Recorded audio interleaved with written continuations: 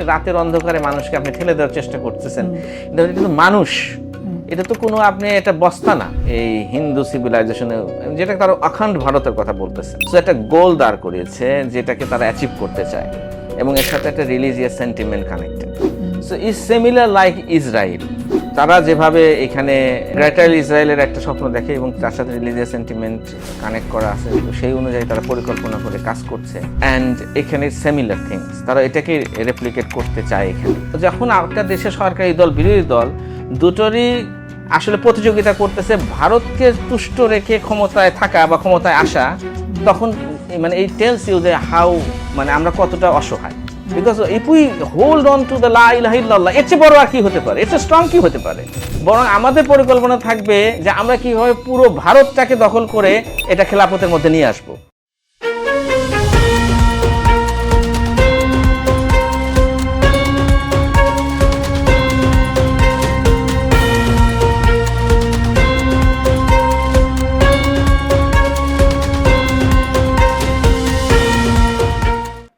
আউযুবিল্লাহি মিনাশ শাইতানির রাজিম, বিসমিল্লাহির রহমানির রহিম। আসসালামু আলাইকুম ওয়া রাহমাতুল্লাহি ওয়া বারাকাতুহু। স্বাগত জানাই আমাদের আজকের আপসহীন বার্তায়। আজকে আমাদের অতিথি ব্যারিস্টার রেজাউল করিম। আসসালামু আলাইকুম, কেমন আছেন আপনি? ওয়ালাইকুম আসসালাম, আলহামদুলিল্লাহ আমি ভালো আছি। জাযাকাল্লাহ খাইর, আপনার সময় নিয়ে আসার জন্য। আপনার সাথে অনেকদিন পর আবার বসলাম। তো আজকে আমরা একটা স্পেশাল একটা টপিক নিয়ে আলাপ করব, যেটা বাংলাদেশে আপনার সমসাময়িক ঘটনাগুলোর মধ্যে একটা ঘটনা যেটা খুবই প্রেসিং। আপনি হয়তো জেনে থাকবেন যে সম্প্রতি বাংলাদেশের উত্তর পশ্চিম দিকের যে জেলাগুলি বর্ডার ইন্ডিয়ার সাথে যে বর্ডারের অঞ্চলগুলি, সেখানে ভারতের যে বিএসএফ তারা প্রায় 21 বারের মতো চেষ্টা করছে যে ভারতের কোট আনকোট যে অবৈধ নাগরিক বা আনডকুমেন্টেড যে তাদের সিটিজেন, তাদেরকে বাংলাদেশে পুশিং করার জন্য। সো গ্রামবাসীরা হয়তো এই ঘটনা লক্ষ্য করার পরে তারা বিএসএফকে বিভিন্ন সময় খবর দেয়, বিজিবিকে, বাংলাদেশের যে বর্ডার গার্ড আছে তাদেরকে খবর দেয়, তখন বিজিবি যায় এই ঘটনাগুলি প্রতিহত করার চেষ্টা করে। কিন্তু দেখা গেছে অনেক সময় যে ওভারনাইট আপনার শিশু বাচ্চারা, বয়স্ক মানুষরা, ইনফ্যাক্ট গর্ভবতী মহিলা আপনার ওই নোম্যান্স ল্যান্ডে তারা ঝড় তুফানের মধ্যে সারা রাত্র ওখানে যাপন করতে হয়েছে। পরে হয়তো বিএসএফ বাধ্য হয়ে তাদেরকে ফেরত নিচ্ছে, কিছু কিছু সময় নেয় নাই। মানে ব্যাপারটা একটা অনেকটা ইনহিউম্যান একটা সিচুয়েশনের মতো পরিস্থিতি সৃষ্টি হয়েছে। এখানে বাংলাদেশের বিজিবি তাদেরকে অ্যাকসেপ্ট করতেছে না, বা বাংলাদেশের নাগরিকরা এখানে চেষ্টা করতেছে ওইখান থেকে কেউ না আসতে পারে, আর তারা চেষ্টা করতেছে পুশিং মানে ধাক্কা দিয়ে ওইখানে ঢুকাইয়া দেওয়ার একটা মাঝখানে সাফারার হইতেছে এই দোজ পিপল। এবং যেটা বললাম যে মানবতার একটা সিচুয়েশন। তো এই ব্যাপারে আমি প্রথমত আপনার আজকে অ্যানালিসিস জানতে চাইব, কি মনে করেন কোত্থেকে এই ব্যাপারগুলো স্টেম হইতেছে আর কি? না, খুবই গুরুত্বপূর্ণ একটা বিষয় আপনি নিয়ে এসেছেন। আসলে দেখেন, এই আপনি যে বললেন যে 21 বার হয়তো প্রতিহত করা হয়েছে, কিন্তু কতবার আসলে ওরা আরো করতে পেরেছে এটা আমরা জানি না। কিন্তু যেটা আমরা দেখলাম নিউজে, এবং সেটা বাংলাদেশি মিডিয়া ছাড়াও আন্তর্জাতিক বিভিন্ন মিডিয়াতে এসেছে একেবারে, যে এখানে মানুষজন ঝড় বৃষ্টির মধ্যে একেবারে নোম্যান্স ল্যান্ডে যে তারা আছে, দিনের পর দিন পড়ে আছে। অ্যান্ড এটা খুবই একটা করুণ একটা দৃশ্য। হ্যাঁ, এবং এই মানুষগুলো খুবই ভালনারেবল যারা বর্ডার ক্রস করে। এবং আমি পার্সোনালি আসলে অনেকবার বাই রোড বর্ডার ক্রস করেছি। তো বৈধভাবে ক্রস করতে গেলে যে সাফারিং হয়, আর যারা এইভাবে মানে অবৈধভাবে বা যাদেরকে আপনার কেউ নিচ্ছে না, হ্যাঁ, এইভাবে তারা পড়ে থাকে, তারা যে কতটা অসহায় এটা হয়তো বা যারা ওই সিচুয়েশনে না থাকবে তারা বুঝতে পারবে না। এটা মানে এটা আর একটা করুণ একটা ব্যাপার হয়ে দাঁড়িয়েছে মুসলিমদের জন্য, কারণ এই মানুষগুলো কিন্তু মুসলিম, আপনি যা দেখবেন মুসলিম, এবং এই মানে খুবই দুঃখজনক একটা অবস্থা। নাও এই ঘটনাগুলোকে আমরা কিভাবে দেখতে পারি? দেখেন, এই পুশ ইন বা পুশ ব্যাক যেটাই বলেন আপনি, এটা কিন্তু আসলে নতুন ফিনোমিনন না। এটা এর আগেও, ইভেন এর আগে যখন বিএনপি সরকার পাওয়ারে ছিল তখনই ভারতের তরফ থেকে এরকম হয়েছে। মাঝখানে আওয়ামী লীগ সরকার যতদিন ক্ষমতায় ছিল ততদিন এটা খুব বেশি আমরা দেখি নাই। তো টুকটাক হয়তো হয়েছে, খুব একটা এটা হাইলাইট হয়নি। কিন্তু এটা অনেক দিন ধরে এটা হয়ে আসতেছে। এখন কেন এটা হয়? কারণ আমরা জানি যে ভারত তারা বলে যে এটা ইন্ডিয়া একটা গণতান্ত্রিক রাষ্ট্র, ঠিক না? তাহলে সেখানে সবকিছু ডিউ প্রসিডিউর মেনেই তো হবে।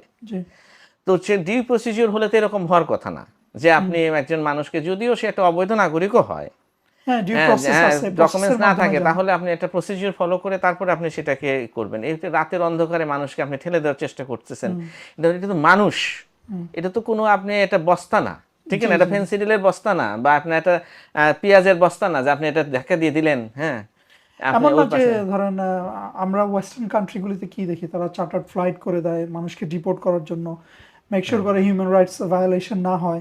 এক্স্যাক্টলি। সো এটা আমি বলতে চাচ্ছিলাম যে ইন্ডিয়া একটা মানে ডেমোক্রেটিক কান্ট্রি হওয়া সত্ত্বেও তারা কিন্তু এই ক্ষেত্রে যে আন্তর্জাতিক আইনের যে প্রিন্সিপালগুলো রয়েছে এগুলো তারা কিন্তু কেয়ার করছে না। এবং এখন যে আলোচনাটা আসতেছে, অনেকে মনে করতেছে যে এটা হয়তো একটা বিচ্ছিন্ন ঘটনা, অর্থাৎ এটা আগে আমরা দেখেছি যে এটা আসামের এদিক দিয়ে হয়েছে বেশি, কারণ আসামে ওখানে যে এনআরসি হয়েছিল ওদের, ন্যাশনাল রেজিস্ট্রেশন অফ সিটিজেন, এটার ফলে এখানে অনেক মানুষকে তারা তাদের নাগরিকত্বটাকে বাতিল করে দেয়। হ্যাঁ, প্রায় 19 লক্ষ লোক এখনো সেখানে কিন্তু একটা ডিটেনশন সেন্টারে রয়েছে, এবং 19 লক্ষ লোক। 19 লক্ষ লোক, এবং এটা কিন্তু পুরো আপনার এশিয়ার একটা বৃহত্তম ডিটেনশন সেন্টার তৈরি হয়েছে ওখানে। হ্যাঁ, এখন এই মানুষগুলো, মানে এটা আমি আসামের কথা বলছি, যে মানুষগুলো তাদেরকে বলা হচ্ছে যে তোমরা তোমাদের নাগরিকত্ব প্রমাণ করো, মানে উল্টো বার্ডেন অফ প্রুফটা তাদের উপর দেওয়া হচ্ছে। জি হ্যাঁ, এখন এই মানুষগুলো অনেক আগে হয়তো ভারতের বিভিন্ন প্রান্ত থেকে নিয়ে যাওয়া হয়েছে ওইখানে, ইনক্লুডিং হয়তো বাংলাদেশের কিছু কিছু অঞ্চল থেকে নিয়ে যাওয়া হয়েছে, কিন্তু এটা আজকের কথা বলছি না, ব্রিটিশ আমলের কথা বলছি, যে যখন থার্ড ফোর্থ হ্যাঁ ফিফথ ফিফথ জেনারেশন, তো অনেকে বলতেছে যে এটা যে ওরা দাদু 4বার ভোট দিয়েছে, হ্যাঁ, কিন্তু আজকে তাদেরকে ওইখানে রাখা হয়েছে, এবং তাদেরকে বলা হচ্ছে তোমরা তোমাদের নাগরিকত্ব প্রমাণ করো। তো নাগরিকত্ব প্রমাণ করতে না পারলে তাদেরকে কি করবে তাও তারা জানে না। হ্যাঁ, এবং এই যে ত্রিপুরার যিনি মুখ্যমন্ত্রী হেমন্ত শর্মা, উনি বলেছেন যে আমরা তাদেরকে বর্ডারের কাছে নিয়ে যাই এবং সুযোগ বুঝে পার করে দিই। এটা কিন্তু মানে একটা পলিটিশিয়ান, ছোটখাটো পলিটিশিয়ানের কাছ থেকে আসতেছে না, this is coming from the একটা হেড অফ দ্য হ্যাঁ স্টেট ওইখানকার। তো উনি এইরকম কথা বলতেছেন, এবং উনি এটাও বলতেছেন যে সামটাইমস ওনারা নিজেরাই চলে যায়, কি নিজেরা কেন চলে যেতে চায়, মানে চলে যেতে বাধ্য হয়, বিকজ এই মানুষগুলো প্রথমত তারা মুসলিম এবং তারা বাংলা ভাষায় কথা বলে, এই অভিযোগেই বেশি তাদেরকে আসলে এখান থেকে অ্যারেস্ট করা হয়েছে। সো এইটা, এর পাশাপাশি এখন নতুন করে এটা শুরু হয়েছে পশ্চিমবঙ্গে, কারণ গত নির্বাচনে যখন আপনার বিজেপি এখানে ক্ষমতায় চলে আসে, শুভেন্দু অধিকারী উনি পাওয়ারে আসেন, রাইট, তো শুভেন্দু অধিকারী তার নির্বাচনী ম্যানিফেস্টো ছিল যে সে এই অবৈধ অভিবাসী বাংলাদেশিদের, কারণ সে সাংঘাতিক এন্টি বাংলাদেশি মানুষ, এটা কিন্তু মানে একেবারে পাবলিকলি নোন, এটাই তার নির্বাচনী আসলে ইস্তেহারেও তাই ছিল। এবং তার পলিসি হচ্ছে 3D পলিসি, সে বলছে ডিটেক্ট, ডিলিট অ্যান্ড ডিপোর্ট, অর্থাৎ তুমি প্রথম আগে দেখবে যে সে অবৈধ কিনা ডিটেক্ট করো, সে মুসলিম কিনা, হ্যাঁ বাংলায় কথা বলে কিনা, রাইট, ডিটেক্ট করে তারপর তাকে ডিলিট, মানে তাদের বলছে নাগরিকত্বটাকে যে আধার কার্ড থেকে বা ভোটার লিস্ট থেকে তাদেরকে নামটাকে ডিলিট করে দাও, এন্ড তারপর তাদেরকে ডিটেক্ট করো। এই প্রেক্ষাপটে গত যে তারা নাগরিকত্ব সংশোধনের যে প্রক্রিয়াটা তাদের, তার মধ্যে দিয়ে তারা 90 লক্ষ লোককে এই নাগরিকত্ব থেকে বাতিল করছে। 90 লক্ষ, 90 লক্ষ, প্রায় 1 কোটির কাছাকাছি। তো এর মধ্যে অনেকে রয়েছে হয়তো জেনুইন কেস, অনেকে মারা গেছেন বা রিলোকেট করছেন, হয়তো ওইভাবে নাগরিকত্ব না ঠিক এটা ভোটার লিস্ট থেকে বাদ দিচ্ছেন, রাইট। এখন এদেরকে মধ্যে বলছে যে এটা আপিলের একটা সুযোগ আছে, 34 লক্ষ লোক আপিল করেছে, তো তার মানে তাও অ্যাটলিস্ট প্রায় নিয়ারলি 60 লক্ষ লোক যারা আপিল করেনি। তো ধরে নিলাম যারা 34 লক্ষ যদি আপনার আপিল যদি গ্রান্টও হয়ে যায়, যদি এটা খুব স্লো প্রসেসে হচ্ছে সেটা আরেকটা আলোচনা, কিন্তু এই বাকি লোকগুলো তো আপিলই করেনি, এবং এই আপিলগুলো করতে হবে অনলাইনে, যেটা সাধারণ একেবারে ওখানকার প্রান্তিক অঞ্চলের যে মানুষ তাদের পক্ষে এটা জানেই না, তারা কিভাবে এই অনলাইনে ইউজ টু না, তো তারা কোথায় যাবে? এখন তারা এতটা ভালনারেবল হয়ে পড়ছে যে তাদের বাড়িঘর হিন্দুরা দখল করে নেবে হয়তো, যেটা আমরা উত্তরপ্রদেশে দেখেছি ভারতে, যে অনেক মুসলিমদের বাড়িঘর বুলডোজার দিয়ে গুড়িয়ে দেওয়া হচ্ছে, এবং গত ঈদের সময় আমরা দেখেছি যে কি পরিমাণ মুসলিমদেরকে আপনার ঈদের নামাজ পড়তে দেওয়া হয় নাই, কোরবানি করতে দেওয়া হয় নাই, তারপরে প্রকাশ্যে নামাজ পড়ার কারণে অনেক ধরনের অত্যাচারের শিকার হতে হচ্ছে, এগুলো তো আছেই, মানে ওভারঅল একটা আবহ তৈরি হয়ে আছে যেখানে উগ্র হিন্দুত্ববাদী যে সংগঠন ওরা এমনিতেই খুব হাইপের মধ্যে আছে, তার মধ্যে যদি জানে যে এই লোকটার নাগরিকত্ব নাই, অথবা তার কোশ্চেন মার্ক, অথবা তার ভোটার লিস্টে নাম নাই, সে বাংলা ভাষী মুসলিম, তাহলে সেই লোকটা কি পরিমাণ অসহায় অবস্থার মধ্যে আছে আপনি একবার চিন্তা করেন। প্লাস এখানে যাদেরকে তারা, শুভেন্দু অধিকারী একটা বক্তব্যে বলেছেন যে অলরেডি তারা 5,000 লোককে পুশিং করতে সমর্থ হয়েছে, আরো অনেক লোক তাদের কাছে আছে ডিটেনশন সেন্টারে। হ্যাঁ, তো এখন এই ডিটেনশন সেন্টারে যাদেরকে রাখা হয়েছে, এই 5,000 লোক কি তারা কি বাংলাদেশের গভর্নমেন্টের সাথে সমঝোতার সাথে করছে না? না, এই আলোচনা তারা করে নাই। এন্ড বাংলাদেশ গভর্নমেন্ট বলতেছে যে এই তারা কিছু এই ব্যাপারে চিঠি লিখেছে। আমি একটা নিউজে দেখলাম তারা বলছে 13 বার চিঠি লিখেছি। আমিও শুনছি। তো এটাও একটা প্রমাণ করে যে কতটা অথর্ব একটা ব্যাপার, বিকজ আপনি একটা জিনিস একটা দেশে যদি আপনি চিঠি লেখেন, একবার বা দুইবার লিখবেন, 13 বার লেখার মানে কি? এবং একবারও তারা রেসপন্স করে নাই। সো সেটা একটা ডিফারেন্ট আলোচনা। আমি বলতেছিলাম যে এই জিনিসটাকে আমরা কিভাবে দেখবো। তো অনেকে বলতেছে এটা একটা বিচ্ছিন্ন ঘটনা না, কিন্তু এটা একটা বিচ্ছিন্ন ঘটনা না, কারণ এটা অনেক দিন ধরে হয়ে আসতেছে এবং এটা একটা টেম্পোরারি ঘটনাও না, বিকজ তারা এই মানুষগুলো কি করবে এই পরিকল্পনা কিন্তু কিছু বলছে না। তো এটা আপনি যদি এইভাবে স্লোলি তারা বিভিন্ন বর্ডারদের দিতেও থাকে, তো it will take long time যে তারা এটা কি করবে, তাও সম্ভব না। 60 লক্ষ লোক, তো 60 লক্ষ প্লাস আসামে যদি আপনি 19 লক্ষ লোক ধরেন, এটা তো সম্ভব না। আমরা অলরেডি রোহিঙ্গার যে 10 লক্ষ লোক আসছে সেটা নিয়েই এখানে বিশাল একটা হাউকা শুরু হয়েছে। তো এটা মানে প্র্যাকটিক্যালি পসিবল না, কিন্তু তারা এটা করতে থাকবে। সো এটা একটা লং টার্ম একটা যে বিশাল প্রবলেমের মধ্যে আমরা মানে অলরেডি ঢুকে পড়েছি, এই জিনিসটা অনেকে রিয়েলাইজ করছে না। অনেকে বসে মানে যখন এরকম নিউজ আসতেছে মনে করতেছে এরকম তো ঘটনা মাঝে মধ্যে শুনি, কিন্তু আমি মনে করি যে this is very shallow way to look at this issue. এটাকে আরো মানে এই ইস্যুটার যে ওয়েট, যে সিরিয়াসনেস, এটার যে গ্র্যাভিটি, তো এটাকে দেখা দরকার। সেভাবে এটা আমাদের দেশের সবাই দেখছে না। মানে মেজরিটি যারা পলিসি মেকার, মানে যাদেরকে চিন্তা করা দরকার বিষয়টা নিয়ে, তারা হয়তো বা ওই অ্যাঙ্গেলে এটাকে দেখছে না। এখন এটাকে আরো কতগুলো দৃষ্টিকোণ থেকেও কিন্তু দেখা যেতে পারে। যেমন মনে করেন যে ওরা জাস্টিফিকেশন দেওয়ার জন্য বলে যে যারা বাংলা ভাষায় কথা বলে মুসলিম, তারা মোস্ট লাইকলি বাংলাদেশ থেকে এসেছে। এটা কিন্তু একটা অনুমান। পশ্চিমবঙ্গে সবাই বাংলায় কথা বলে না, মানে ওই যে বাংলাদেশিতে একটা টোন আছে, বোঝা যায় যে বাংলাদেশি স্টাইলে কথা বলা, এটা দিয়ে তারা ধরে। কিন্তু এখানে আপনাকে চিন্তা করতে হবে যে এই যে এত পরিমাণ মানুষের কথা, এটা হয়তো বা যেহেতু আমরা পাশাপাশি ল্যান্ড, দীর্ঘদিনের একটা যোগাযোগ, মানুষের যাওয়া আসা থাকবে, এটা স্বাভাবিক, এটা মানে অস্বীকার করা যাচ্ছে না। কিন্তু যেভাবে তারা এটাকে পোর্ট্রেট করে, মানে অ্যাজ ইফ ইন্ডিয়া একটা খুবই উন্নত রাষ্ট্র আর বাংলাদেশে খুবই খারাপ অবস্থা, বাংলাদেশ থেকে মানুষ খেতে পায় না, তারা লেবারি করার জন্য ওইখানে যায়, গিয়ে ওদের জব টপ গুলোকে সব ধ্বংস করে দিচ্ছে। যেভাবে ধরেন ইউরোপে একটা কথা হয় না যে ব্রিটেনের সমস্ত ইকোনমি ইউরোপিয়ানরা এসে নষ্ট করে দিল, ব্রেক্সিট করা দরকার, অনেকটা এরকম একটা ভাব দেখায়। কিন্তু মানে আপনি যদি ইকোনমিক যে ডিনোমিনেটর গুলো দেখেন, তাহলে এরকম মানে বিশাল কোনো ডিফারেন্স নাই যে বাংলাদেশ থেকে মানুষজন গিয়ে ওইখানে কাজের সন্ধানে যাবে। ইভেন বাংলাদেশেও বিভিন্ন জায়গায় আপনি লেবার মার্কেটে লোকজন পাওয়া যায় না। এমন না যে এখানে একটা, ঠিক আছে বাংলাদেশেও বেকারত্ব আছে, ইন্ডিয়াতেও বেকারত্ব আছে, মানে আমি বলছি যে ইকোনমিক সিচুয়েশন ইজ অ্যাট পার, হ্যাঁ, ইটস নট দ্যাট ডিফারেন্স যে আপনি এখান থেকে এত লোক যাবে। সো এই বয়ানটাও আসলে খুব একটা কিন্তু মানে I don't by this. Secondly দেখেন, তারা বলে অনেক সময় যে আমরা নাগরিক লিস্ট, যেটা নাগরিকতা বা ভোটার লিস্ট, এটা সংশোধন করছি, সুতরাং এখানে যারই ডকুমেন্ট ঠিক থাকবে না তাদেরকে আমরা তাদের বিরুদ্ধে ব্যবস্থা নিচ্ছি। এটা বলে এটাকে তারা একটা জাস্টিফাই করার চেষ্টা করে যে এটা তারা খুব নিয়মতান্ত্রিক ভাবে করছে। কিন্তু আসলে সেটা আমরা দেখি না। ইন প্র্যাকটিক্যালি যদি দেখেন, এটা অনলি মুসলিমদের ক্ষেত্রে হচ্ছে। দুই একটা বিচ্ছিন্ন হিন্দুদের ঘটনা আছে যে ওই ভোটার লিস্ট থেকে বাদ গেছে, হয়তো অনেকে মারা গেছে যারা আপিল টাপিল করেছে, কিন্তু ঠেলে দেওয়ার যখন ঘটনাটা আসে, এটা মুসলিমদের ক্ষেত্রে আসতেছে। এবং ইভেন বাংলা ভাষী না এরকম একজন মহিলা সকিনা বিবিকে আসাম থেকে বাংলাদেশে ঢুকিয়ে দেওয়া হয়েছিল, এটা বাংলাদেশে নিউজে আসছিলেন যে সেই মহিলা বাংলায়ও কথা বলে না, বাংলাদেশে ঢোকার পরে বাংলাদেশের পুলিশ আবার তাকে অ্যারেস্ট করেছে, বিকজ সে তার তো ডকুমেন্ট নাই। এরপর 2 মাস সময় লেগেছে তাকে জামিন নিতে। হ্যাঁ, কারণ কোর্ট জামিন দেবে, তার আইডেন্টিটি নিশ্চিত হওয়া যাচ্ছে না। তারপরে জামিন দেওয়ার পরে সে কোথায় যাবে এটাও আমরা জানি না। তাহলে আমরা কি আবার পুশব্যাক করবো? মানে সিচুয়েশনটা এমন একটা জায়গায়। সুতরাং এখানে জিনিসটাকে খুবই ন্যাশনালিস্টিক পয়েন্ট অফ ভিউ থেকে দেখলে আসলে তো মানবতা তো এখানেই পর্যাবস্ত হয়ে যাচ্ছে। মানবতাটার পরাজয় কিন্তু এখানেই হয়ে যাচ্ছে।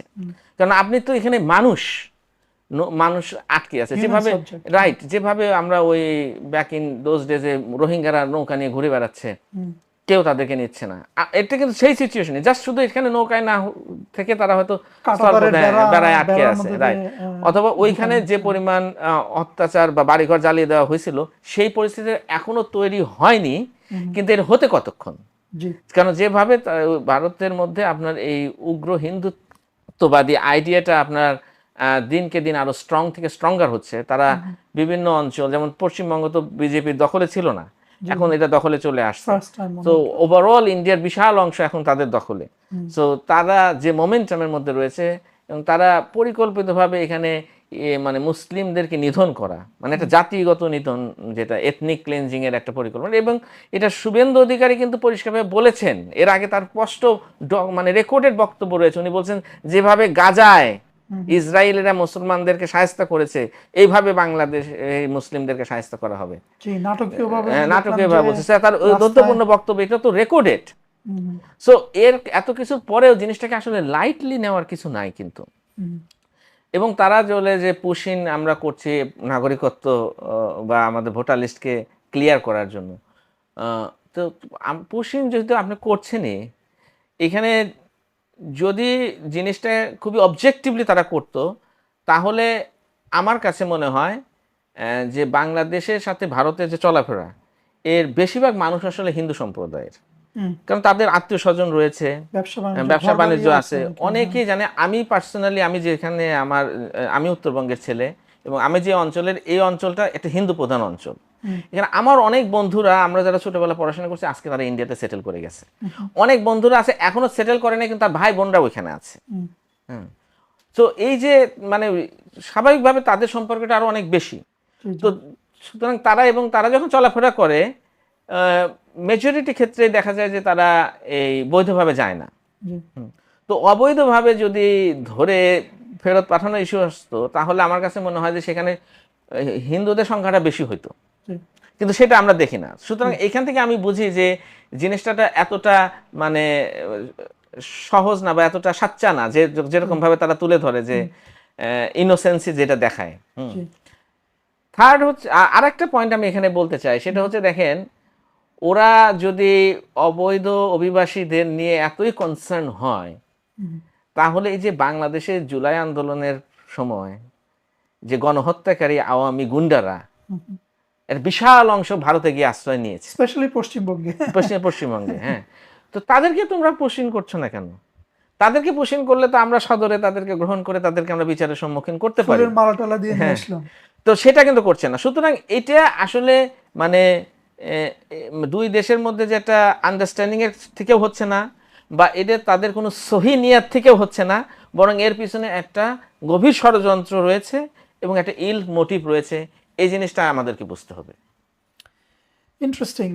বাংলাদেশেও দেখা যাচ্ছে সম্প্রতি আমাদের জুলাই অভ্যুত্থানের পর থেকেই বাংলাদেশের মানুষের মধ্যে, বা তার আগে থেকেও বাংলাদেশের মানুষের মধ্যে কিন্তু একটা অ্যান্টি ইন্ডিয়া সেন্টিমেন্ট ছিল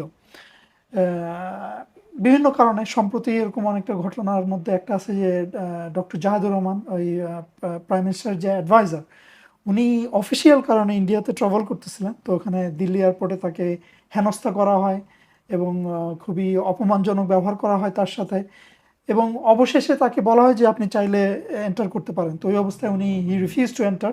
উনি বাংলাদেশে ফেরত এসে এটার ব্যাপারে প্রোটেস্ট করলেন আর কি।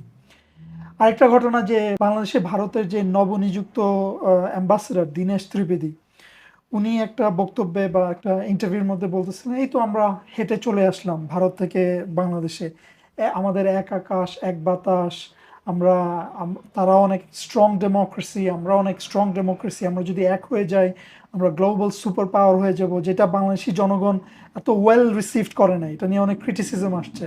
আরেকটা ব্যাপার হচ্ছে যে গাইবান্ধার পলাশবাড়ি উপজেলায় একটা প্রত্যন্ত একটা ইউনিয়নে ওইখানে রামের বড় একটা মূর্তি করা হবে, এবং এই ব্যাপারটা নিয়ে আমরা কিছু মানুষ ঢাকা শহরে আমরা শুনছি যে যখন লোকাল লোকেরা বা বাংলাদেশের মানুষ ইন অ্যাভারেজ এটা নিয়ে একটু এর বিপরীতে কথা বলছে বা এর বিপরীতে কোনো সেন্টিমেন্ট দেখাইছে, এটা ঢাকায় এ নিয়ে বড় মিছিল হয়েছে। তো এই যে ঘটনাগুলি, এগুলি কি আপনি সামহাও মনে করেন কিনা যে এর সাথে কোরিলেটেড বা এর সাথে কোনো সম্পৃক্ততা আছে? না, অবশ্যই আপনার জিনিসগুলোকে আপনার একটা ব্রিগার পার্সপেক্টিভে দেখতে হবে। আপনার যে কথাটা বলছিলাম যে ভারতে গত কয়েক দশকে তাদের ইন্টারনাল এবং ফরেন পলিসির অনেক চেঞ্জ আসছে। সো আপনার সেই কংগ্রেসের যে ভারত, সেটা কিন্তু এখন নাই। না। সো এখন তাদের একটা নিউ আইডেন্টিটি আসছে, হিন্দুত্ববাদী, এবং এটাকে তারা একটা নিউ সিভিলাইজেশন আকারে বলতেছেন যে এটা শুধু কিন্তু একটা হিন্দু রিলিজনের ব্যাপার না। অ্যান্ড দিস ইজ দেখেন এটা তাদের একটা পলিটিক্যাল আইডিওলজি বিজেপির, যেটা তারা কানেক্ট করতেছে, ইউনাইটেড করতেছে all types of Hindu. Because হিন্দুদের মধ্যে কিন্তু অনেক ধরনের আপনার এখানে হিন্দু ধর্ম অনেকটা একটা লাইফস্টাইল টাইপের, হ্যাঁ, এটা তো এক এক অঞ্চলের এক এক রকম তাদের বিশ্বাস আছে, রিচুয়ালসগুলো ডিফারেন্স রয়েছে। সো এই কারণে তারা অনেকটা ইউনাইটেড হতে পারছিল না। এখন বিজেপি যেটা করতেছে, তারা একটা ন্যারেটিভ দাঁড় করিয়েছে, হ্যাঁ, এই হিন্দু সিভিলাইজেশনে, যেটা তারা অখণ্ড ভারতের কথা বলতেছে। সো একটা গোল দাঁড় করিয়েছে যেটাকে তারা অ্যাচিভ করতে চায়, এবং এর সাথে একটা religious sentiment connected. So is similar like Israel. তারা যেভাবে এখানে গ্রেটার ইসরায়েলের একটা স্বপ্ন দেখে এবং তার সাথে রিলিজিয়াস সেন্টিমেন্ট কানেক্ট করা আছে, তো সেই অনুযায়ী তারা পরিকল্পনা করে কাজ করছে। অ্যান্ড এখানে সিমিলার থিংস তারা এটাকে রেপ্লিকেট করতে চায় এখানে। সো এখন সুতরাং ভারত আর আগের ভারত নাই, হ্যাঁ, এটাকে বুঝতে হবে। হ্যাঁ, যেটা হয়তো আমার কাছে মনে হয় যে বাংলাদেশের অনেক বুদ্ধিজীবীরা বা যারা পলিসি নিয়ে চিন্তা ভাবনা করেন, তারা হয়তো ওইভাবে রিকগনাইজ করছেন না। এই যে হিন্দুত্ববাদের উত্থান, এটার যে পরিকল্পনা, এবং এটা কিন্তু মানে হিডেন না, এটা মানে বাংলাদেশ বিরোধী অনেক কলাম লেখা হচ্ছে, ম্যাপ প্রকাশ করা হচ্ছে, যেখানে তারা দেখাচ্ছে যে বাংলাদেশে এই অঞ্চলটা তারা নিয়ে নেবে, ওই অঞ্চলটা নিয়ে নেবে, বা এক পর্যায়ক্রমে তারা বাংলাদেশ, নেপাল, শ্রীলঙ্কা, পাকিস্তান, আফগানিস্তানের কিছু অংশ মিলে এখন ভারত করবে।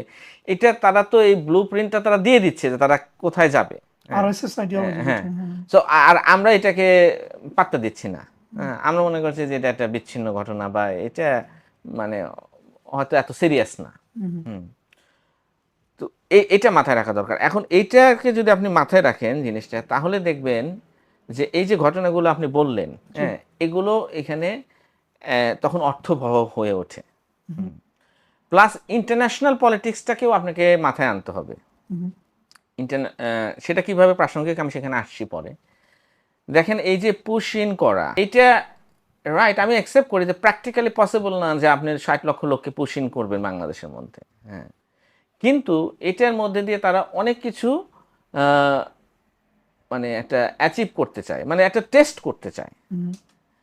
যে ধরেন বাংলাদেশের মধ্যে কিছু লোক ঢুকাইতেছিলাম, বাংলাদেশে বর্ডার গার্ড কিরকম করে, মানুষ কিরকম ই করে, সরকার থেকে কি রেসপন্স আসে, ওইখান থেকে over, this is something they can read.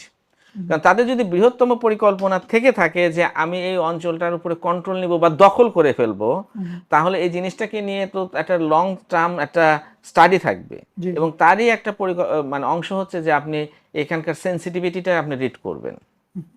So আমি মনে করি যে পুশ ইন করাটা অনেকটা সেই, হ্যাঁ, এটা আর একটা দৃষ্টিকোণ থেকেও দেখা যেতে পারে, সেটা হচ্ছে যে আওয়ামী লীগ গভর্নমেন্ট চলে যাওয়ার পরে এখন যে নবনির্বাচিত গভর্নমেন্ট আসছে বাংলাদেশে, এই গভর্নমেন্ট যাতে খুব বেশি ভারতীয় নীতি থেকে সরে না যায়, চায়নামুখী বা মানে অন্য কোনো দিকে না চলে যায়, এটাকে ধরে রাখার জন্য এটা একটা দেখানো যে look, I can destabilise you easily, put pressure on you, right. So এই দিক থেকে এটা দেখতে হবে। সো এটা মানে ঘটনাটা ঘটতেছে এখন, কিন্তু এটা একটা বৃহত্তম একটা পরিকল্পনারই একটা পার্ট, এইভাবে আপনাকে দেখতে হবে জিনিসটা। এবং সিমিলারলি আপনি দেখেন রাম মূর্তিটা যে নির্মাণ করা, এবং সেটা নিয়ে যে এখন একটা উত্তেজনাকর পরিস্থিতি তৈরি হয়েছে। এখন বাংলাদেশে আমরা জানি যে এখানে হিন্দু মুসলিমদের যে সাম্প্রদায়িক যে সম্প্রীতি, হ্যাঁ, এটাকে নষ্ট করার চেষ্টা করা হচ্ছে। তো এটাও কিন্তু তারা দেখাচ্ছে যে look, we have that leverage, এখানে তুমি কিছু করলে এখানে আমি ঝামেলা তৈরি করতে পারবো, এবং জিনিসটা এমন একটা মানে বেকায়দা সিচুয়েশনে বাংলাদেশকে ফেলবে যে আপনি যদি এখানে এটাকে বাধা দিতে চান তাহলে আপনি সাম্প্রদায়িক সম্প্রীতি নষ্ট হবে, আবার যদি বাধা না দেন তাহলে তাদেরকে অ্যালাউ করা হবে। সো এই যে জায়গাটাতে তুমি যে বেকায়দায় রয়েছে এটা আমি তোমাকে খোঁচা দিয়ে দেখিয়ে দিলাম, বুঝতে পারছেন? এবং দীনেশ ত্রিবেদীর যে বক্তব্যের কথা আপনি বললেন যে এগুলো আসলে ওই রকমই, যে একটা কথা বলে ফেলা, তারপর ট্যাবুটাকে মানে ভাঙা বা দেখা যে এটা রেসপন্সটা কি আসে, পানিটা টেস্ট করলো, রাইট। আমি দুটো কথা বললাম কি ধরনের কথাবার্তা আসে। এবং দেখেন এই যে প্রশ্নটা করেছে দীনেশ ত্রিবেদীকে চ্যানেল 24 এর একজন সাংবাদিক, প্রশ্নটা ইটসেলফ বোঝা যাচ্ছে যে এটা খুবই প্রি প্ল্যান্ড একটা প্রশ্ন করা হয়েছে তাকে দিয়ে।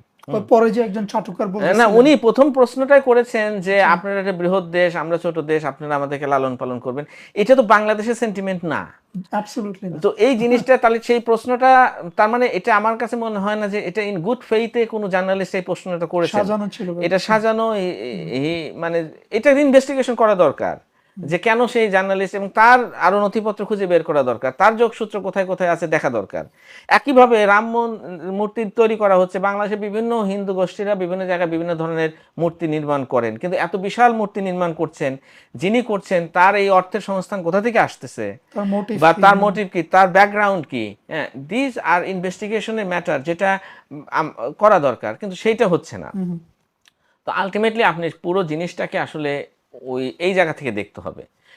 আরও কতগুলো আপনার পার্সপেক্টিভ এখানে আনা দরকার, আরও কিছু দৃষ্টিকোণ থেকেও জিনিসটা দেখা দরকার। যেমন ধরেন যে পৃথিবীতে এখন যে আন্তর্জাতিক যে আইনি যে কাঠামোটা বা আমরা যে লিবারালিজমের কথা বলি, এটা কিন্তু সাংঘাতিকভাবে হোঁচট খেয়েছে।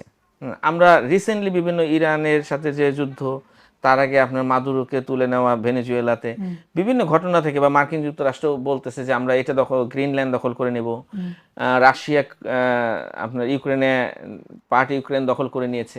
তো তার মানে আপনার কিন্তু সেই লিবারালিজমের যে জায়গাটা ছিল বা রুল অফ ল এই জায়গাটা নাই। তো এখন এটা একটা ক্রুড রিয়ালিজমের মধ্যে চলে যাচ্ছে, যেটা মানে ইন্টারন্যাশনাল রিলেশনসের ভাষায়। অ্যান্ড এই রিয়ালিজমটা হচ্ছে কি, যে আপনি আপনার সক্ষমতা দিয়ে আপনি আপনার তাকে ম্যানেজ করবেন, ডিফেন্ড করবেন, বা ডিফেন্ড করার স্বার্থে আপনার ন্যাশনাল ইন্টারেস্টের স্বার্থে আপনি দরকার হলে আরেকটা ল্যান্ড আপনি দখল করে ফেলবেন। সো এই জায়গাটা এখন একটা খুবই কমন জায়গা। ইন্ডিয়া যদি আগামীতে চায়নার সাথে কোনো বড় কনফ্লিক্টে চলে যায়, যেটার অনেক পসিবিলিটি এখন তৈরি হচ্ছে, বিকজ একটা সময় যতটা ব্যাকিং ইন্ডিয়া মার্কিন যুক্তরাষ্ট্র থেকে পেত, সেই পরিস্থিতিটাও কিছুটা চেঞ্জ হয়েছে।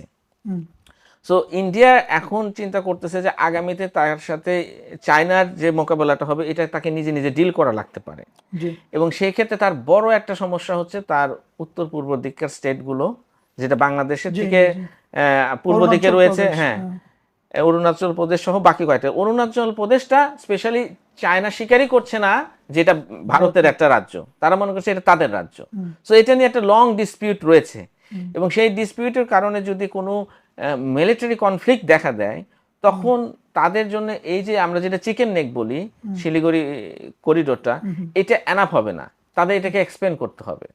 তো তারাই এই সামরিক পরিকল্পনার অংশ হিসাবে যেভাবে জায়নিস্টরা লেবাননের মধ্যে ঢুকে গিয়ে বলতেছে এটা আমাদের মানে নিরাপত্তা খাতিরে আমাদেরকে বাফার জোনকে এক্সপেন্ড করতে হচ্ছে, তাদের জন্য রাইট, তাদেরকেও কিন্তু মানে, এবং এই আলোচনা হচ্ছে পশ্চিমবঙ্গের মিডিয়াতে হচ্ছে, ভারতের ইভেন জাতীয় পর্যায়ে মিডিয়াতেও হচ্ছে, যে কেননা তারা রংপুর ডিভিশনকে দখল করে নিয়ে এখানে তারা এই করিডোরটা এক্সপ্যান্ড করে। তো এটাও একটা রিয়ালিটি, তো ওয়ার্ল্ডের এখনকার রিয়ালিটি, এটা তো চিন্তা করতে হবে। তো আপনি সে আগের চিন্তা মাথায় রাখলে তো চলবে না, যে আমি একটা স্বাধীন দেশ, ওরা একটা স্বাধীন দেশ, কোনো স্বাধীন দেশকে দখল করে না, এগুলো আজগবি গল্প স্বল্প। ওই বাস্তবতায় কিন্তু আমরা এখন আর নাই।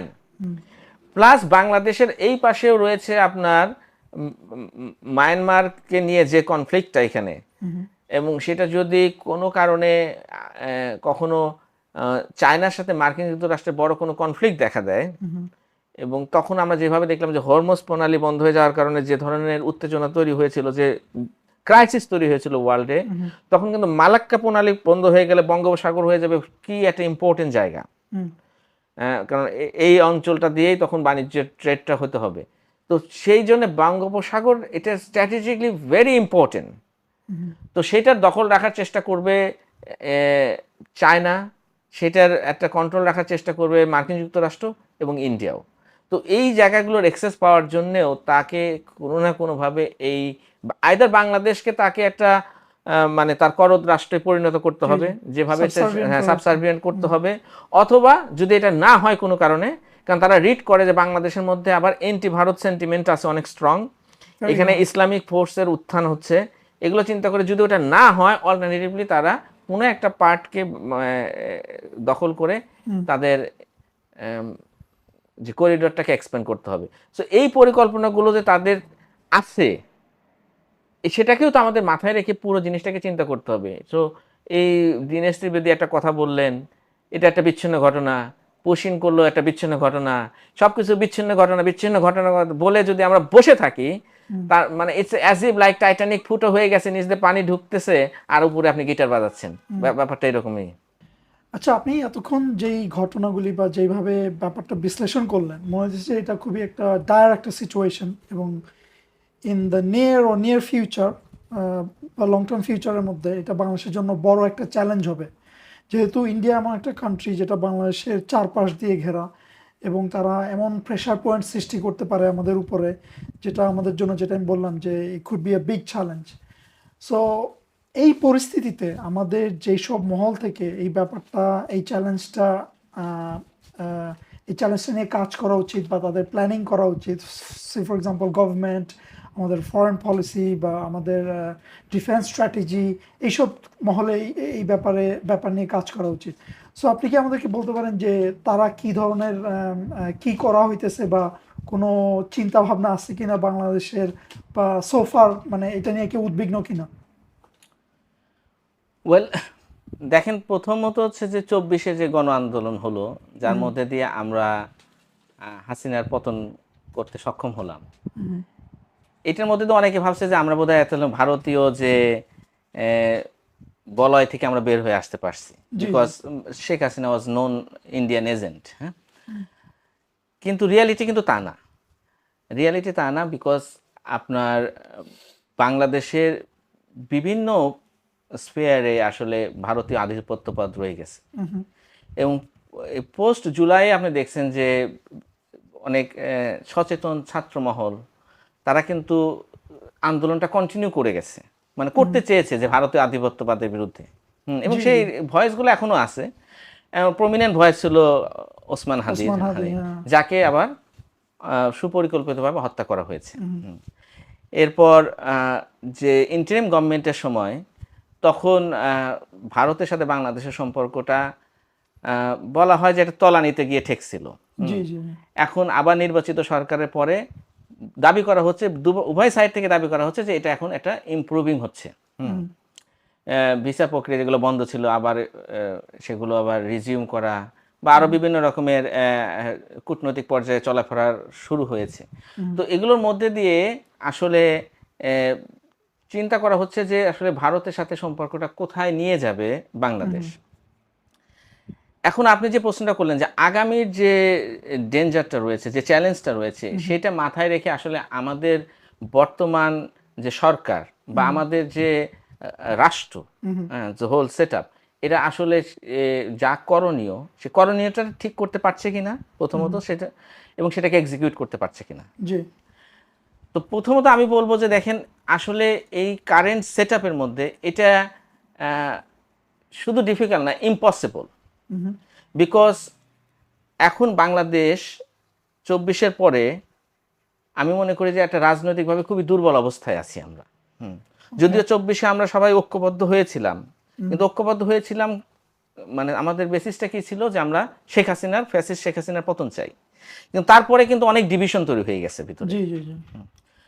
এখন এমন একটা পরিস্থিতির মধ্যে আমরা রয়েছি বাংলাদেশে যে যারা পাওয়ারে এসেছে, এটা মোটামুটি নোন যে তারা একটা ইন্ডিয়ার সাথে সমঝোতা করেই পাওয়ারে এসেছে।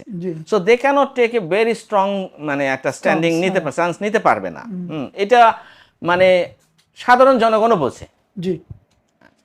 সেকেন্ড হচ্ছে যে আমাদের যারা বিরোধী দল রয়েছে তারাও এই নির্বাচনের আগে আমরা দেখেছি তারাও কিন্তু একই একটা দৌড়ে ছিল যে ভারতের আস্থা অর্জন করার, কারণ বিভিন্ন ধরনের কমেন্ট তাদের কাছ থেকে আসছে যে তারা আমাদের প্রতিবেশী, আমরা প্রতিবেশী চেঞ্জ করতে পারি না, আমরা সুসম্পর্ক চাই, ন্যায্যতার অধিকার চাই, বিভিন্ন কথা মানে যতটা সবভাবে বলা যায়, মানে একদিকে সে বাংলাদেশের মানুষকে সন্তুষ্ট করতে চায়, আবার ওদিকে ভারতীয় অথরিটিকে সন্তুষ্ট করতে চায়।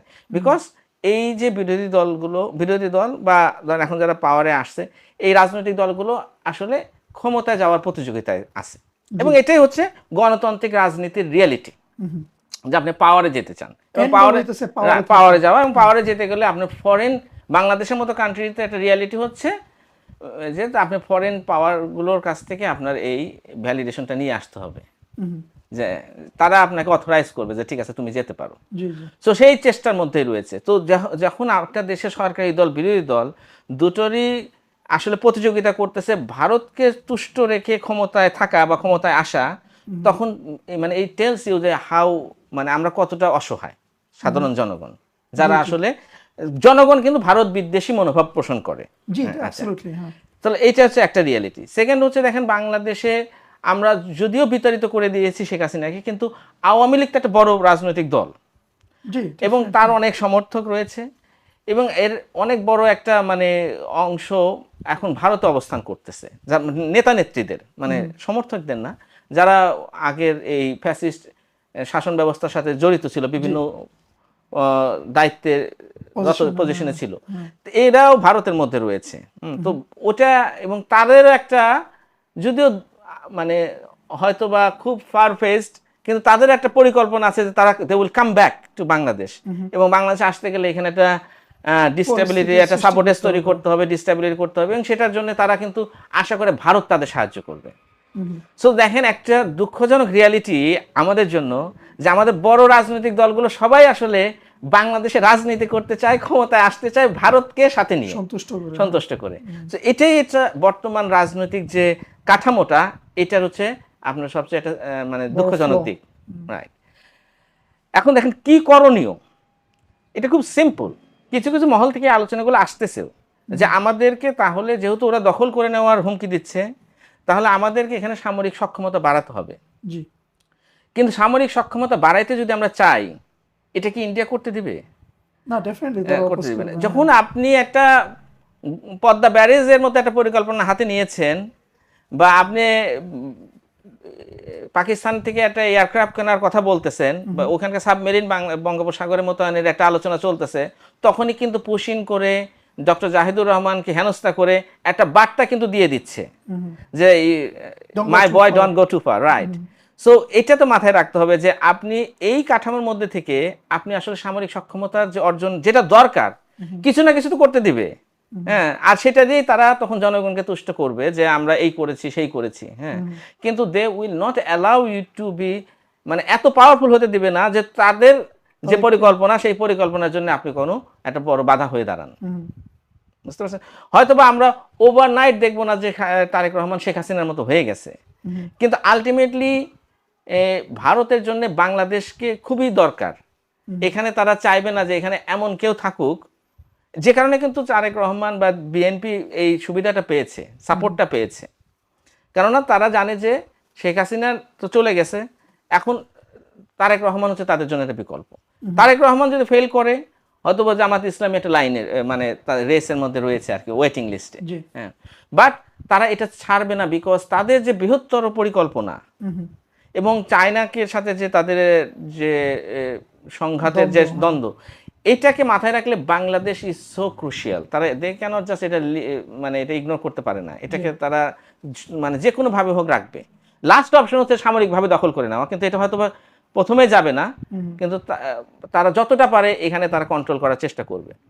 এবং এই কারণে তারা এইখানকার এই যে আপনি রাম মন্দির নির্মাণের কথা বললেন, যে হরিদাস চন্দ্রের কথা যে বললেন, যিনি রাম মূর্তি তৈরি করছেন পলাশবাড়িতে, বা বাংলাদেশের ভিতরে ইসকনের একটা নেটওয়ার্ক আপনি শুনেছেন। হ্যাঁ, তো এরকম অনেক প্রক্সি গ্রুপ কিন্তু তাদের রয়েছে। একটা তো হচ্ছে রর, একটা হার্ডকোর যারা আমরা বলি যে ইন্টেলিজেন্স বিভিন্ন সেক্টরে, আমাদের মিডিয়াতে, আর্মির মধ্যে, কারণ তারা পিলখানার মতো স্যাবোটেজ তারা কিন্তু করেছে। হ্যাঁ, এটা তো ডকুমেন্টেড এখন, মানে ক্লিয়ার কাট। জি হ্যাঁ, হাদিকে হত্যা করে যে তারা চলে গেছে। জি তা আবার সাংস্কৃতিক অঙ্গনে তাদের বিভিন্ন আপনার এজেন্ট রয়েছে। হুম তো বিভিন্নভাবে তারা এই মিডিয়া লাইক প্রথম মিডিয়াতে আলো ডেইলি রয়েছে, স্টার রাইট। এবং এই যে হিন্দুদেরকে দিয়ে তারা একটা ভিকটিম কার্ড প্লে করে বিভিন্নভাবে তারা কিন্তু এখানে ইন্টারফেয়ার করার একটা গ্রাউন্ড তৈরি করার চেষ্টা করবে। তো এখন দরকার ছিল এই এজেন্টগুলোকে আপনার ডিটেক্ট করে নির্মূল করা, যেটা কিন্তু এরা পারবে না। কোনো আপনার গণতান্ত্রিক পলিটিক্যাল পার্টি আসলে এই পদক্ষেপে যেতে পারবে না, কোনো মানে সরকারও এটাতে যেতে পারবে না, বিকজ এরা তাদের ক্ষমতার মানে খুঁটি, জি গেটকিপার। তো এদেরকে তারা বিরক্ত করতে পারবে না, এদের বিরাগ ভাজন হতে পারবে না। হুম। আপনি দেখেন যে ভদ্রলোক এই যে এত বড় একটা রাম মূর্তি নির্মাণ করছেন এবং বলছেন নিজের টাকায় করছেন, এবং এটা নিয়ে অনেক নিউজ রিপোর্ট আসছে যে এটা আসলে ইম্পসিবল তার জন্য, বিকজ উনি একটা এসি মেকানিক ছিলেন। তার মানে বোঝা যাচ্ছে ওনার হিস্ট্রিটা ঘাটলে বোঝা যাবে যে এগুলো একটা সোর্স লিঙ্ক আছে, রাইট। কিন্তু ওনার যে প্রতিষ্ঠান মন্দিরে, সেখানে কিন্তু বিএনপি নেতাও গেছেন, জামাতের নেতাও গেছেন, লোকাল। কেন গেছেন? বিকজ এটাই গণতান্ত্রিক পলিটিক্সের আপনার বৈশিষ্ট্য, যে আপনাকে যারা সোসাইটির মধ্যে এরকম পাওয়ার হোল্ড করে তাদেরকে আপনি কাছে রাখবেন, ওইখান থেকে আপনি আপনার পাওয়ারটা ভ্যালিডেট করেন। সো এই কারণে বর্তমান এই যে ডেমোক্রেটিক শাসন ব্যবস্থায় আপনি অনেক কিছু করার কথা আপনি চিন্তা করতে পারবেন, কিন্তু আপনি সবকিছু করতে পারবেন না। বরং তারা কি করতেছে, উল্টো ভাবে কিছু বয়ান তৈরি করে মানুষকে ঠান্ডা রাখার জন্য বলে যে এটা বিচ্ছিন্ন ঘটনা। হ্যাঁ, ডক্টর জাহিদুর রহমানও বলছেন যে এটা অভ্যন্তরীণ বিষয়, ভারতের অভ্যন্তরীণ বিষয়। উনি আবার যাবেন ভারতে। হ্যাঁ, আচ্ছা, না ওই যে পুশিনের ব্যাপারে উনি বলছেন যে এটা একটা অভ্যন্তরীণ বিষয়। আবার অনেকে বলে যে এটা কোনো কথা নাকি, যে এটা একটা স্বাধীন দেশ আর একটা স্বাধীন দেশ দখল করবে, এগুলো সমস্ত এই এই মোল্লাদের কথা, পাকিস্তানি দালালদের কথা। মানে এক পাশ দিয়ে আর এক পাশ খেলার যে মানে প্রাচীন যে পলিসিটা, সেই পলিসিটা দিয়েই তারা এই বয়ানটা রাখে। কিংবা এখন আবার বলে যে না, আমাদের খুবই চৌকস পররাষ্ট্রমন্ত্রী রয়েছে, যিনি একই সাথে আমেরিকা, রাশিয়া, চায়নার সাথে সম্পর্ক মেনটেন করতে পারেন। সো এত ভার্সাটাইল ডক্টর খলিলুর রহমান, যিনি জাতিসংঘের নিরাপত্তা পরিষদের কি প্রেসিডেন্ট নির্বাচিত হয়েছেন।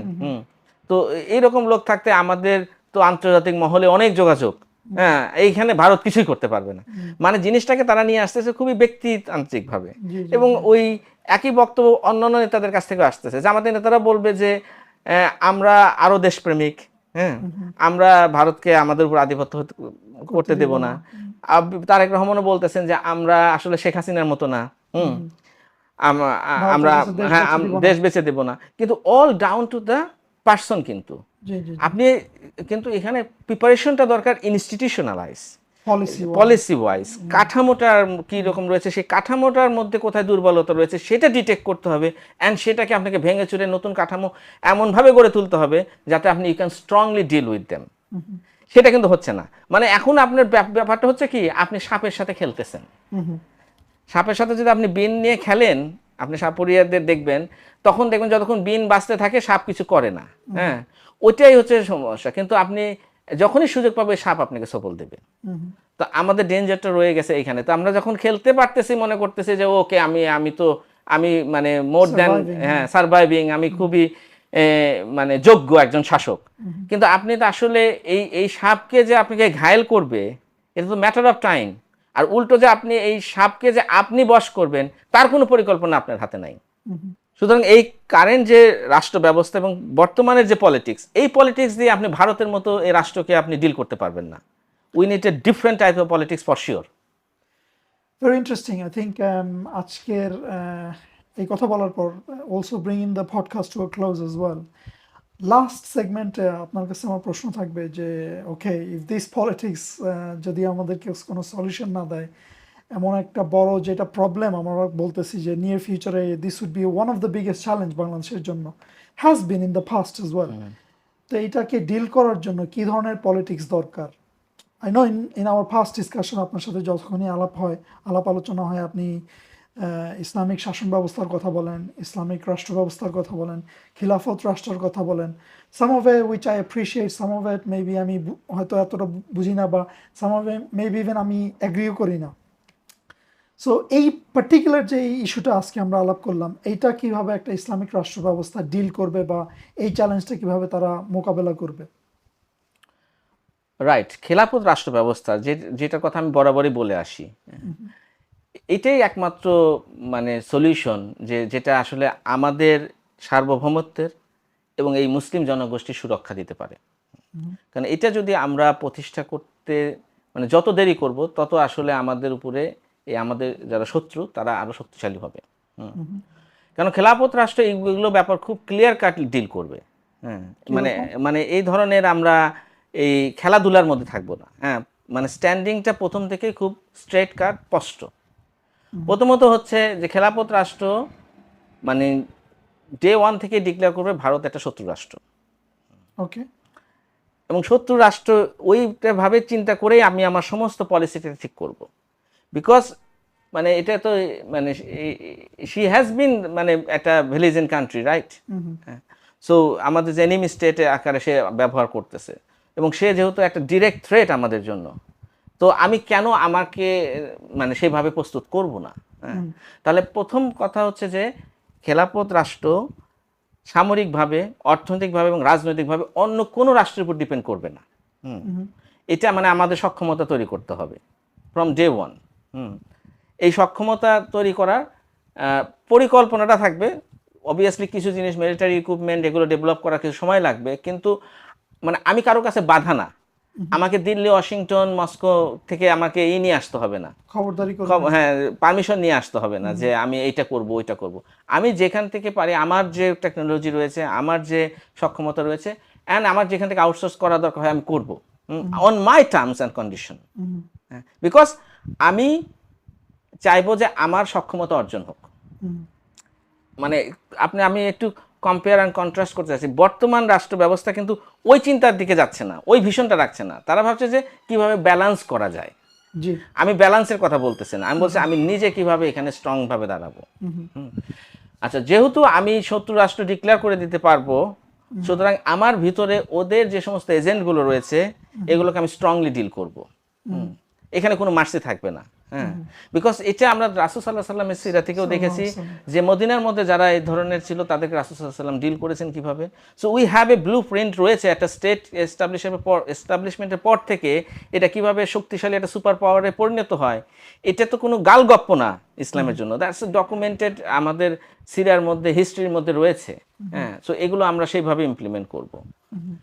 আচ্ছা, এরপরে দেখেন যে এখানে একটা জাতির জন্য, মানে এটা শুধু ধরেন ইসলামের জন্যও না, পৃথিবীর হিস্ট্রিতে যে জাতি যখন আপনার থ্রাইভিং করেছে বা উন্নতি করেছে, তখন আসলে তাদের একটা আইডেন্টিটি দরকার হয়, একটা বেসিস দরকার হয় যার ভিতরে তারা ঐক্যবদ্ধ হতে পারে। আমাদের দেশে এই যে 20 কোটি মানুষ, আমরা কিন্তু ওই জায়গাটা পাইনি। কেন আমরা বাঙালি না পাহাড়ি না বাংলাদেশি, তারপরে আমরা বিএনপি, আওয়ামী লীগ, বিভিন্ন রকমের বিভাজনের মধ্যে পড়ে গেছি। হ্যাঁ, কিন্তু এই পুরো জিনিসটা যখন খেলাফত রাষ্ট্র আসবে তখন তো আপনার এই ধরনের বিভাজনের পলিটিক্সটা জায়গা নেই। ক্ষমতার যে আপনার এই যে নষ্ট বা নোংরা যে প্রতিযোগিতা, সেটার কোনো জায়গা নাই। So you know that this people, আমরা সবাই ইউনাইটেড হব আন্ডার মানে ইসলাম, লা ইলাহা ইল্লাল্লাহ। অন দ্যাট বেসিসে যখন একটা নেশন ইউনাইটেড হয়, এটা যে কত বড় একটা পাওয়ারফুল জিনিস, এটা হয়তো যারা রাষ্ট্রবিজ্ঞান বা ইন্টারন্যাশনাল রিলেশনস এইগুলো নিয়ে যারা পড়াশোনা না করবে, সাধারণ মানুষের জন্য অনেক সময় অ্যাপ্রিসিয়েট করা ডিফিকাল্ট। কারণ আমরা অনেক সময় মনে করি যে একটা nuclear weapon may be the more powerful, কিন্তু একটা আইডিওলজি অ্যান্ড আইডিওলজিক্যাল বেসিসে যখন একটা নেশন ইউনাইটেড হয়, দ্যাট ইজ মোর মানে powerful than having a nuclear weapon. আপনি দেখেন ইভেন ইরানের দিকে যদি আমরা তাকাই, তাদের নিউক্লিয়ার ওয়েপন না থাকা সত্ত্বেও এবং এত বড় সমস্ত বিশ্বের সাথে মার্কিন যুক্তরাষ্ট্র এবং জায়নিস্ট স্টেটগুলো সহ আরও বিভিন্ন গালফগুলোর সাথে তারা কিন্তু টক্কর দিয়ে টিকেছে। তো এটা হচ্ছে আসলে প্রথমত হচ্ছে যে আপনার সেই মানসিকতা, সেই পলিটিক্যাল মানে ভীষণটা থাকতে হবে। সো এই অ্যাসপিরেশনটা যদি না থাকে, বাকিগুলো তো পরের। তখন আপনি পরিকল্পনা করবেন যে ঠিক আছে, ভারত সংখ্যায় বড়, আয়তনে বড়, হ্যাঁ, কিন্তু মানে স্পিরিটের দিক থেকে বড় না। Because if we hold on to the লা ইলাহা ইল্লাল্লাহ, এর চেয়ে বড় আর কি হতে পারে, এর চেয়ে স্ট্রং কি হতে পারে? তো তখন আপনি এটাকে আর ওই ইনফেরিয়রিটি কমপ্লেক্স আপনি ভুগবেন না। আপনি মনে করবেন যে কেননা হিস্ট্রিক্যালি ভারত তো মুসলিমদের একটা জায়গা, এবং আপনি জানেন যে ইসলামের রুলিংসটা হচ্ছে যে যে ল্যান্ড একবার মুসলিমরা কখনো কনকোয়ার করেছে, লিবারেট করেছে, শাসন করেছে, এটা অলওয়েজ আন্ডার ইসলাম। সো আমি কনসিডার করি বা মুসলিমরা কনসিডার করে from Islamic point of view যে এটা মুসলিমদের ল্যান্ড। সো ওইটা আমরা বরং আমাদের পরিকল্পনা থাকবে যে আমরা কিভাবে পুরো ভারতটাকে দখল করে এটা খেলাফতের মধ্যে নিয়ে আসবো। ভারতে যে মুসলমানরা সাফার করতেছে এদেরকে মুক্ত করব, রাইট? না ইভেন শুধু মুসলমান, অমুসলিম মাইনরিটিরাও তো সাফার করতেছে, কারণ এটা তো একটা ক্রেজি আইডিওলজি তারা নিয়ে আসছে কিছু মানে হিন্দুত্ববাদী কিছু সন্ত্রাসী লোকজনরা। কিন্তু general people are suffering. So এই লিবারেশনের দায়িত্ব রয়েছে। সো চায়না যেমন এখনো অরুণাচল প্রদেশকে তাদের একটা ল্যান্ড মনে করে, কিন্তু it happens to be under India. আমি তো পুরো ইন্ডিয়াকে মনে করি যে এটা মুসলিমদের land. So it's a matter of time আমরা ওটা কিভাবে আমরা লিবারেট করবো again and bring under the খেলাফা। সো সেই বিষয় নিয়ে আমি কাজ করব। তো এখানে মানে কোনোভাবেই যে আমি নত এই জায়গার মধ্যে আমি নাই তো। সো আমার পরিকল্পনা ওইভাবে সাজানো হবে। সো টাইম উইল ডিক্টেট যে আমরা কি ধরনের ওয়ার স্ট্র্যাটেজি নেব, অ্যাসিমেট্রিক হোক, তারপরে মানে এখন প্রথম হচ্ছে ডিফেন্ড করা, তারপর হচ্ছে কনকোয়ার করা। সো আমি তো এক জায়গায় বসে থাকবো না। ইউ আন্ডারস্ট্যান্ড যে আমাকে নেগোসিয়েশন করে কোনো রকমে যে আমি আরও আমার 5টা বছর কিভাবে আমি পার করে দিতে পারি, এই জায়গায় আমি নাই। সো এখানে যখনই আপনি খেলাফত এস্টাবলিশ করবেন তখন কিন্তু জিনিসটা আপনি you open the border for the Muslim of the world, ঠিক আছে? সো উই ক্যান তখন এই যে সমস্ত পৃথিবীর যে মুসলিমদের যে পিপুল অ্যান্ড রিসোর্স আছে এটাকে কানেক্ট করার আমাদের একটা চিন্তা থাকবে। হ্যাঁ, এবং সেগুলো যদি মোবিলাইজ করা যায় তখন আসলে ভারত আসলে তখন কোনো ম্যাটার হবে না। দেন আমরা উই আর লুকিং এট আরও বিগার পাওয়ার যারা রয়েছে। ভারত তো আসলে আঞ্চলিক একটা চকিদার মাত্র। উই হ্যাভ টু মানে আমাদের টার্গেট থাকবে যে আরও বিগার যেগুলো আপনার পরাশক্তি রয়েছে, যেগুলো পৃথিবীতে বিভিন্ন ধরনের বিপর্যয়, দুর্যোগ, দুর্ভোগ টেনে নিয়ে আসে, তাদেরকে কিভাবে আমরা টেক ওভার করতে পারি, তাদের কবল থেকে কিভাবে পৃথিবীর মানুষকে মুক্ত করতে পারি। তো সেই চিন্তা ভাবনা, সেই ভীষণ নিয়ে যখন এই বাংলাদেশের তরুণ প্রজন্মটা জেগে উঠবে তখন দেখা যাবে যে এই যে ভারতকে ডিল করা আমাদের জন্য কোনো ডিফিকাল্ট হবে না। সো ইটস অল রিকোয়ার্স একটা মাইন্ডসেট, একটা আইডিওলজিক্যাল বেসিস, অ্যান্ড দেন ওই অনুযায়ী আপনি একটা রাষ্ট্রীয় কাঠামো গঠন করা এবং সেইখান থেকে আপনি পরিকল্পনা করে কাজ করা। আপনি যদি এটার মধ্যে না যান তাহলে এই বর্তমান পরিস্থিতিতে, বর্তমান কাঠামোর মধ্যে দিয়ে you will never find a solution. বরং এই যেটা সলিউশনের কথা আমি বললাম, এটা প্রতিষ্ঠা হতে যত ডিলে হচ্ছে তত আসলে আমরা আসলে আমাদের শত্রুদেরকে বেশি টাইম অ্যালাউ করে দিচ্ছি। সো আমি এই জন্য বলবো যে মানে এটা আসলে need of the time the we need to reestablish the খেলাফা। অ্যান্ড আমি যেই বলবো যে এটা অনেকে বুঝতেছেন কিন্তু অনেকে হয়তো বা আর্জেন্সিটা ফিল করতেছেন না। Now it's a time. এই ধরনের ঘটনাগুলোকে যখন ঘটে তখন এখান থেকে আসলে আমাদের এই শিক্ষাটা নেওয়া দরকার যে আর কতদিন আমরা ওয়েট করব। Is it not right time to মানে do the right thing, reestablishing the খেলাফা and unite under the banner of Islam. জাজাকাল্লাহ খায়ের। আমি আজকে এই ডিসকাশনটা থরলি এনজয় করলাম। লাস্ট টাইম এত ইন্টারেস্টিং ডিসকাশন বা এই ধরনের টপিক কবে আলাপ করছিলাম আমার মনে পড়তেছে না। So this has been really eye opener for me. আশা করি যে আমাদের দেশের সাধারণ জনগণ যারা ভুক্তভোগী, যারা সিনসিয়ার, যারা কনসার্ন, ইয়াং জেনারেশন, যারা স্টুডেন্ট, যারা বাংলাদেশের সম্প্রতি আপনি দেখবেন যে পতাকা নিয়ে, শাহাদার পতাকা নিয়ে তারা অনেক প্রতিবাদ করতেছে। এই ধরনের ইয়াং জেনারেশন যারা, আমাদের সিনসিয়ার প্রশাসনের লোক যারা, আমাদের সিনসিয়ার যারা আর্মি অফিসার আছে বা ডিফেন্সের যারা লোক আছে, আমরা আশা করি যে তারা সবাই এই থেকে কিছু না কিছু শিক্ষা গ্রহণ করতে পারবে বা কিছু কিছু ইনফরমেশন যাদেরকে হয়তো তাদেরকে uplift করবে বা তাদের চিন্তা ভাবনার একটা পরিবর্তন আনবে ইনশাআল্লাহ। So once again, Jazakallah khair for your time and I look forward to the next one, inshallah. Barakallah feek.